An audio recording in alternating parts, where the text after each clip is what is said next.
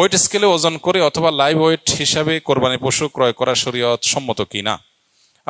কোরবানির পশু কেনার ক্ষেত্রে আজকাল আপনার এটাকে পশুটাকে তুলে তার লাইভ ওয়েট ওজন করে কত কেজি গোশত হতে পারে এর পরিমাপ বের করে মূল্য নির্ধারণ করার যে কৃষ্টি আমাদের সমাজে প্রচলিত আছে, বিশেষ করে দেশের বাইরে যারা অমুসলিম প্রধান দেশগুলোতে বসবাস করেন তারা কোরবানি করলে ওই গরু এভাবে ওজন করে তার গোশত হিসেব করে মূলত দাম নির্ধারণ করেন।